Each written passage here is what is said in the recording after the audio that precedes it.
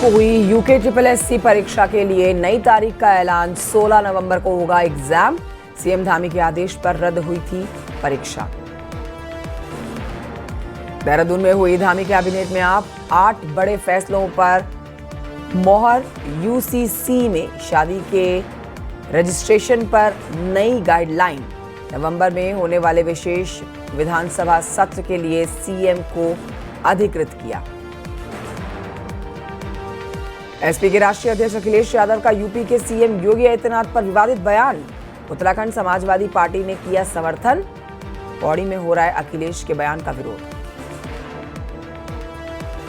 देहरादून में त्योहारों से पहले फूड सेफ्टी विभाग की बड़ी कार्रवाई। हरियाणा से लाए गए 5000 किलो रसगुल्ले जब्त। नकली दूध यूरिया से बनाए जाने का शक है। सैंपल जांच के लिए भेजे गए।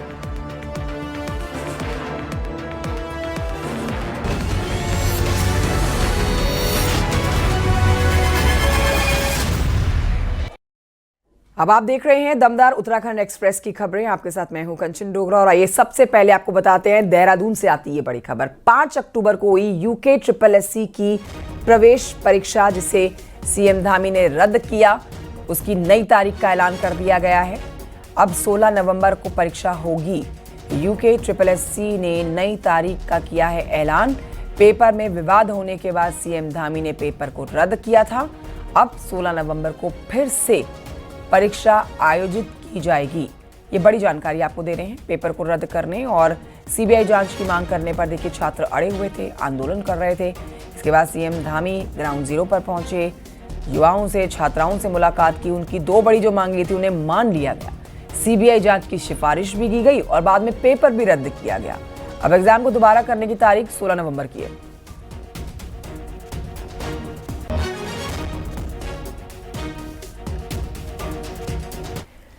सोमवार को देहरादून में धामी कैबिनेट की अहम बैठक हुई थी। इस पर आपको बताएं कि 8 प्रस्तावों पर कैबिनेट ने मोहर लगाई है।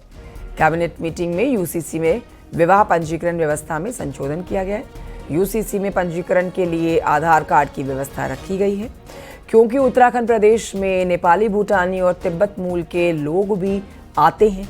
शादी इनकी यहाँ होती है, रहते हैं यहाँ पर ये। तो ऐसे में आधार के अलावा अब नेपाल, भूटान के नेपाली जो लोग हैं उन्हें नेपाली और भूटानी नागरिकता प्रमाण पत्र 182 दिनों से अधिक के प्रस्ताव के लिए भारत में नेपाली मिशन, रॉयल भूटानी मिशन द्वारा जारी प्रमाण पत्र दिखाना होगा।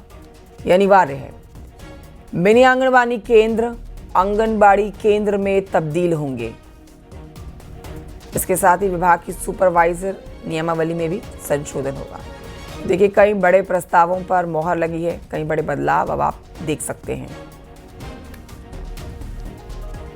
आधार के अलावा नेपाली और भूटानी नागरिकों हेतु नेपाली भूटानी नागरिकता प्रमाण पत्र अथवा भारत में 182 दिन से ज़्यादा ठहरने वाले नेपाली मिशन, रॉयल भूटानी मिशन द्वारा जारी किया गया सीमित वैध पहचान पत्र, ये भी अनुमन्य किया जाएगा। इसी तरह से तिब्बती नागरिकों हेतु विदेशी पंजीकरण अधिकारी द्वारा जारी वैध पंजीकरण प्रमाण पत्र, इसको भी अनुमन्य किया जाएगा। उधर मुख्यमंत्री पुष्कर सिंह धामी सोमवार को हल्द्वानी दौरे पर रहे हैं और इस दौरान मुख्यमंत्री ने विशेष तौर पर भारतीय जनता पार्टी के सोशल मीडिया से जुड़े हुए कार्यकर्ताओं से मुलाकात की है। मुख्यमंत्री ने बीजेपी सोशल मीडिया के कार्यकर्ताओं के साथ एक वर्कशॉप की है। इस दौरान मुख्यमंत्री ने कार्यकर्ताओं से आग्रह किया कि प्रधानमंत्री मोदी ने जो जीएसटी दरों में कटौती की है उसका प्रचार जनता तक पहुंचाया जाए। साथ ही आने वाले त्योहार के सीजन में ज्यादा से ज्यादा स्वदेशी उत्पादों पर प्रयोग उसका हो और उसका प्रचार भी हो। अभी विकसित भारत के संकल्प को पूरा करने के लिए आदरणीय प्रधानमंत्री जी के आह्वान पर स्वदेशी अपनाओ, देश को मजबूत बनाओ, ये अभियान पूरे देश के अंदर चल रहा है। आप सबने देखा होगा कि मैंने स्वयं पूरे 22 सितंबर से लेकर 29 सितंबर तक प्रत्येक दिन जाकर अलग अलग स्थानों पर, अलग अलग प्रतिष्ठानों पर मैं भी स्वयं गया था। और जीएसटी में जिस प्रकार से रिडक्शन हुआ है, नई दरें लागू हुई हैं, उनमें कम उसका दरों को कम किया गया है। तो एक बड़ा उछाल देश के अंदर आज व्यापार के क्षेत्र में आया है, खरीदारी के क्षेत्र में आया है। लोगों को बचत करने का भी बड़ा एक माध्यम है और सभी से स्वदेशी का आह्वान करने के लिए भी हमारे जो मीडिया के सोशल मीडिया के हमारे कार्यकर्ता हैं वो अपने अभियान को और तेज चलाएंगे। देहरादून के बछवादून इलाके में जनसंख्या को लेकर चौंकाने वाला मामला सामने आया है। आशंका जताई जा रही है कि कुछ मुस्लिम ग्राम प्रधानों ने बाहरी लोगों के नाम अवैध रूप से परिवार रजिस्टर में दर्ज कराए, जिससे कई गांवों में हिंदू अल्पसंख्यक हो गए हैं। मामले की गंभीरता को देखते हुए मुख्यमंत्री धामी ने पछवादून के साथ ही पूरे प्रदेश में बड़े स्तर पर बड़े और कड़े वेरिफिकेशन के आदेश जारी कर दिए हैं।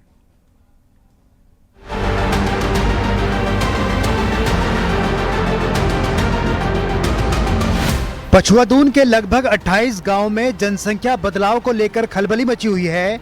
आरोप है कि मुस्लिम समुदाय के कुछ ग्राम प्रधानों ने अपने नाते रिश्तेदारों और बाहरी लोगों के नाम बड़ी संख्या में ग्राम पंचायत के परिवार रजिस्टर में दर्ज कराए हैं। इन्हीं दस्तावेज के आधार पर उन्होंने राशन कार्ड, बिजली पानी कनेक्शन और अन्य सरकारी सुविधाएं तक हासिल कर ली हैं। बुलाकीवाला, केदारवाला, ढालीपुर, हिंदूवाला, ढकरानी, कुंजाग्रांड, नवाबगढ़, खुशहालपुर जैसे गांव में अब हिंदू समुदाय अल्पसंख्यक हो गया है। खुफिया एजेंसियों से मिले इनपुट के बाद सरकार भी अलर्ट मोड पर आ गई है। सभी जिलाधिकारियों को इन निर्देश दिए जा चुके हैं कि जहां भी फर्जी राशन कार्ड बनाए गए हैं, आधार कार्ड बने हैं, बिजली के कनेक्शन दिए गए हैं या अन्य प्रकार के जो भी कार्य विधि सम्मत नहीं हुए हैं या जो उसके लिए पूरी तरह से एलिजिबल नहीं थे, उनको ये सुविधाएं उपलब्ध कराई गई हैं। उनके खिलाफ भी कार्रवाई होगी। जो अधिकारियों ने या जिन लोगों ने भी अपने दायित्वों पर रहते हुए ऐसे गैर कानूनी कामों को आगे बढ़ाया है। अगस्त महीने में सहजपुर के खुशहालपुर गांव स्थित एक कॉमन सर्विस सेंटर में बड़े पैमाने पर फर्जी प्रमाण पत्र बनाने जाने का खुलासा हुआ था। पुलिस ने सेंटर संचालक असलम खान के खिलाफ एफआईआर दर्ज की और छापेमारी में फर्जी मोहरें, दस्तावेज और परिवार रजिस्टर की नकलें बरामद की गई। जांच में खुलासा हुआ कि पंचायतों में दबदबा बनाए रखने के लिए सुनियोजित तरीके से बाहरी लोगों की एंट्री कराई जा रही है। उसके बाद अब कई गाँव में ये मामले सामने आए हैं। मैं आपको बता दूं कि इसके अंदर जो नए प्रधान बने हैं ये एक गलत तरीके से अपनी परिवार रजिस्टर में अपने रिश्तेदारों को, जैसे यूपी में है या बिहार है या दिल्ली है, राजस्थान है, वहाँ से अपने लोगों को लाके परिवार रजिस्टर में एंटर कर रहे हैं। धीरे धीरे ये अलग कर देंगे और पूरी तरीके से ये पछवादून की डेमोग्राफी को चेंज करने का एक काम कर रहे हैं। सरकार को मिली सीक्रेट रिपोर्ट के मुताबिक देहरादून के अलावा हरिद्वार, उधम सिंह नगर और नैनीताल में भी फर्जी प्रमाण पत्र बनाकर घुसपैठ कराई जा रही है। यही कारण है कि मुख्यमंत्री सिर्फ पछवादून नहीं बल्कि पूरे प्रदेश में क्लोज वेरिफिकेशन अभियान चलाने के निर्देश दिए हैं। जांच के दायरे में न सिर्फ फर्जी दस्तावेज बनाने वाले बल्कि वो अफसर भी आएंगे जिनकी मिलीभगत से ये गोरख धंधा फल फूल रहा है। देहरादून से कुलदीप के साथ सुनील नप्रभात की रिपोर्ट।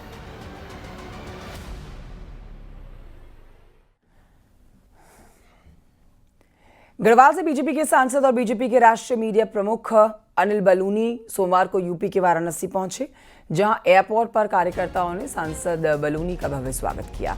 सांसद बलूनी यहां पर मीडिया कर्मियों के साथ मिले भी हैं। काशी के विकास को लेकर उन्होंने चर्चा भी की है। चर्चा काफी सकारात्मक रही है।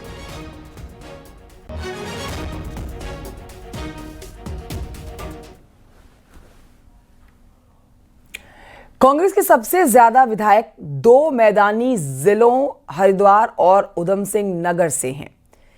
यही वजह है कि 2027 से पहले कांग्रेस इन्हीं दो जिलों में वोट बनाए रखना चाहती है ताकि पकड़ और परफॉर्मेंस कमजोर ना पड़े। वहीं सबसे ज्यादा विधायक वाले इन दोनों जिलों पर बीजेपी की भी नजर है। देखिए इससे जुड़ी ये रिपोर्ट।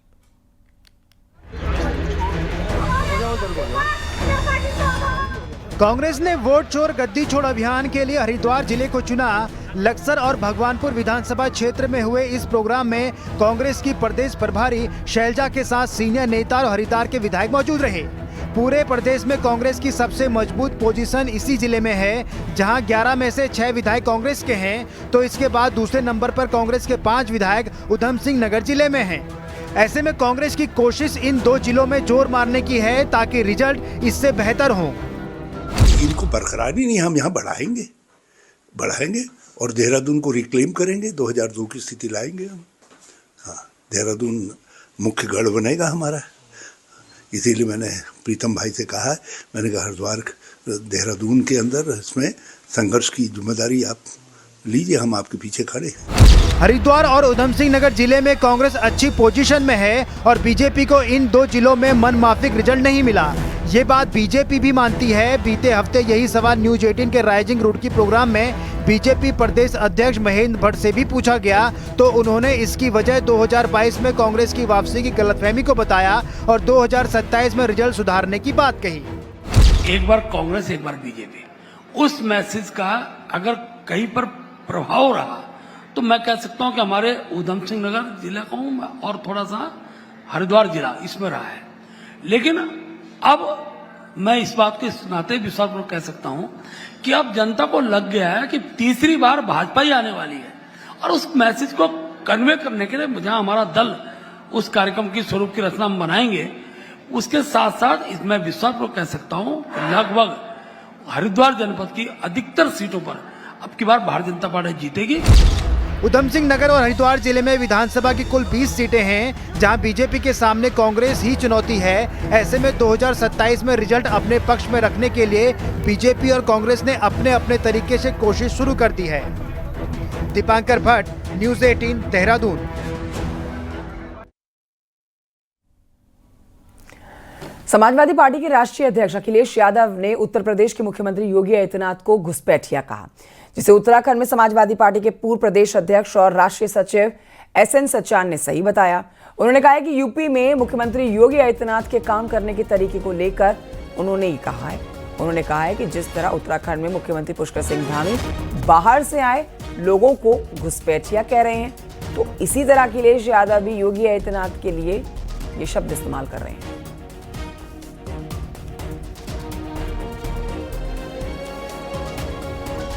ये बिल्कुल सही है कि उत्तराखंड उत्तर प्रदेश का अभिन्न अंग रहा है, लेकिन जिस तरीके से वहां पर उत्तर प्रदेश के मुख्यमंत्री योगी जी वो जिस तरीके से वहां एक्शन कर रहे हैं, जिस तरीके से एक्ट कर रहे हैं, उस हिसाब से उनको कहना पड़ गया कि ये घुसपैठी हैं। और वास्तव में अगर देखा जाए कि जब उत्तराखंड में उत्तर प्रदेश के लोगों को घुसपैठिए कहा जाता है, क्योंकि यहाँ के मुख्यमंत्री कहते हैं, बाहर के लोग आकर के यहाँ बस गए। उत्तर प्रदेश के मुख्यमंत्री योगी आदित्यनाथ को लेकर अखिलेश यादव ने विवादित बयान दिया, जिसके बाद पौड़ी के लोग अखिलेश यादव से नाराज हैं। लोगों ने अखिलेश यादव के बयान की कड़ी निंदा की है।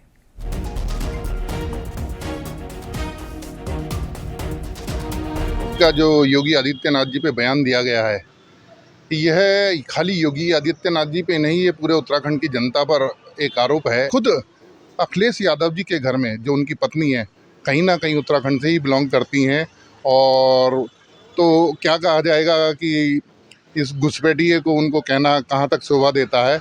मैं ये कहता हूँ अखिलेश यादव जी कहीं ना कहीं सत्ता से बाहर रहते हुए अब बरगला गए हैं, बौखला गए हैं। कि ये घोर अपमानजनक बात जो आज योगी आदित्यनाथ जी के लिए अखिलेश ने कही है, इसकी मैं घोर भर्त्सना करता हूं, क्योंकि योगी जी एक इंटरनेशनल छवि हैं और उनके लिए ऐसी बात करना, उनके लिए ऐसा निंदनीय कथन कहना, मैं तो ये कहूँगा कि वो मानसिक दिवालियापन अखिलेश यादव जी को हो चुका है।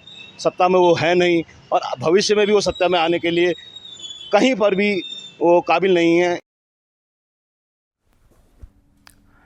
बढ़ते हैं आगे, कुछ और खबरें आप तक पहुंचाते हैं, जहां नैनीताल जिला पंचायत अध्यक्ष दीपा धर्मपाल के साथ 7 लोगों पर एफआईआर दर्ज हुई है, जिसमें पूर्व विधानसभा अध्यक्ष गोविंद सिंह कुंजवाल के बेटे का नाम भी शामिल है। हल्द्वानी में गौलापार के देवला तल्ला पजाया में सरकारी जमीन खरीद से जुड़ा ये पूरा मामला है। एक जियो का फायदा लेकर गलत तरीके से जमीन खरीदने का आरोप लगा है। पुलिस मामले की जांच कर रही है। हालांकि उनका दावा है कि उन्होंने जमीनों को वैध दस्तावेजों के आधार पर ही खरीदा है, इसमें उनकी कोई गलती नहीं है। जिला पंचायत अध्यक्ष के वकील ने दावा किया है कि उन्होंने साल 2016 में गौलापार में जमीन खरीदी थी।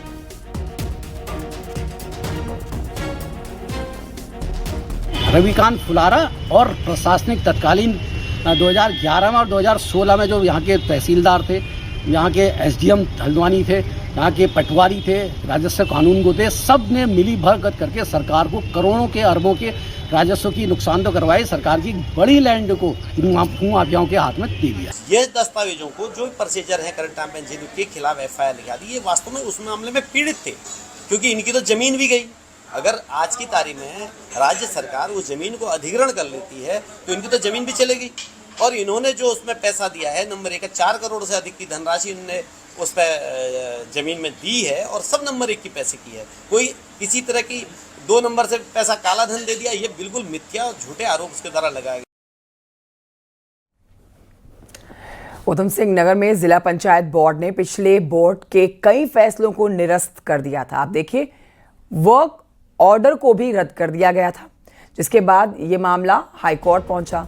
अब हाईकोर्ट ने जिला पंचायत के नए बोर्ड के आदेश पर रोक लगा दी है। हाईकोर्ट ने मामले को सुनवाई के लिए मंजूरी भी दे दी है और फिलहाल के लिए वर्क ऑर्डर पर लगी रोक को हटा दिया है।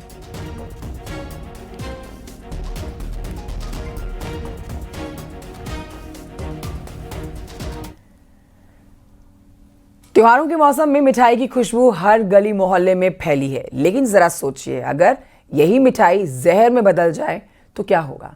देहरादून में ऐसा ही एक मामला सामने आया है, जहां हजारों किलो नकली मिठाई बेचने की तैयारी थी, जिसे जब्त किया गया है। रिपोर्ट देखिए।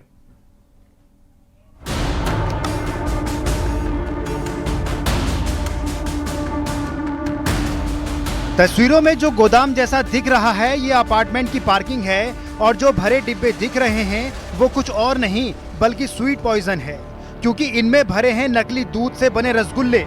राजधानी देहरादून के पटेल नगर में फूड सेफ्टी विभाग की टीम ने छापा मारकर 5000 किलो रसगुल्ले बरामद किए हैं। ये सभी रसगुल्ले हरियाणा से ड्रमों में भरकर देहरादून भेजे गए थे। टीम ने सभी सैंपल भर के रुद्रपुर लैब टेस्टिंग के लिए भेज दिए हैं। हैरानी की बात यह है कि ये रसगुल्ले सिर्फ 111 रुपए किलो बेचे जा रहे थे, जिससे इनके नकली होने का संदेह और ज्यादा गहरा गया। गोदाम के मैनेजर का कहना है कि हर 2 दिन में एक कंटेनर रसगुल्ला यहां आता है, जो हरियाणा के भिवानी से भेजा जाता है। हम सिर्फ स्टॉक उतारने और आगे सप्लाई करने का काम करते हैं। कहाँ सप्लाई करते हैं? लगभग जो मिठाई की दुकानें वगैरह हैं, लगभग देहरादून में सभी जगह। हाँ, सभी के और भी ब्रांड है, कुछ हमारे लेते हैं, कुछ किसी का लेते हैं। अच्छा, जो रेट देख रहा था मैं, 111 रुपए किलो आपने रेट लिखा है। सर, ये 1900 रुपए का टीन है, ये बिकता है। जैसे इसमें 7 किलो तो चाशनी होती है, 7-8 किलो। इसमें माल होता है सिर्फ 8 या 9 किलो। लगभग 9 किलो अप्रोक्स माल होता है, तो वो उसकी वैल्यू होती है। चाशनी की तो कोई वो तो इसलिए होती है कि मतलब खराब वगैरह ना हो या किसी चीज़ के लिए। कितना हर 2-3 दिन में आपका ये माल आता है? नहीं, वैसे तो अभी तो ये सीजन है, सिर्फ इसमें आता रहता है, बाकी तो फिर महीने में 2 गाड़ी। एफडीए की टीम को छापेमारी के दौरान ये भी पता चला कि देहरादून की कई नामी मिठाई की दुकानों में भी इन्हीं खुले रसगुल्लों की सप्लाई होती है, जिन्हें दुकान अपने ब्रांड के नाम से बेचती हैं। यानी लोगों की थालियों में परोसी जा रही मिठास दरअसल मिलावट के जहर से भरी हुई है। यहाँ पे जो इनके सप्लायर हैं उनके द्वारा बताया कि हरियाणा द्वारा माल आता है और ये विभिन्न जनपद के विभिन्न हिस्सों में बेचा जाता है। 111 रुपये 76 पैसे यहाँ बेच रहा है और हरियाणा से लेके आ रहा है। तो सोचिए इसकी मैन्युफैक्चरिंग कॉस्ट, इसका लेबर चार्जेस, इसका ट्रांसपोर्ट, और फिर यहाँ ये सेल करेगा। यहाँ भी इसके जो लोकल कर्मचारी वो यहाँ से स्कूटर पे इसको सेल करते हैं। तो सोचिए कितना डाउटफुल हो रहा है कि ये इतने सस्ते में इतना ये रसगुल्ले बेचे जा रहे हैं।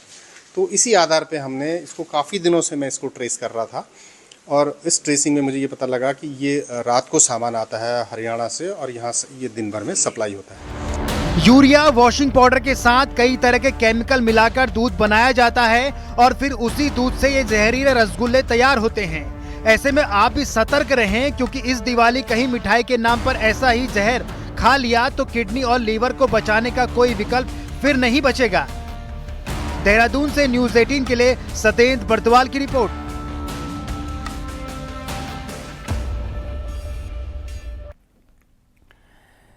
उत्तरकाशी में देर रात एक भालू सड़क पर दौड़ता हुआ देखा गया। पैदल चल रहे लोग भालू को देखकर भागते हुए नजर आए, जिसका वीडियो भी सोशल मीडिया पर वायरल हो रहा है। आपको दिखा रहे हैं वही वीडियो सोशल मीडिया पर जो वायरल है। ये भालू देखिए, जिसके पीछे गाड़ी चल रही है, वहां से वीडियो बनाया जा रहा है किसी के द्वारा। सड़क पर भाग रहा था ये भालू और इस दौरान वहां से कुछ लोग भी गुजर रहे थे, बाइक सवार भी गुजर रहे थे, पैदल भी लोग गुजर रहे थे, जो इस भालू को देखकर दहशत में आ गए और इधर उधर भागते हुए नजर आए।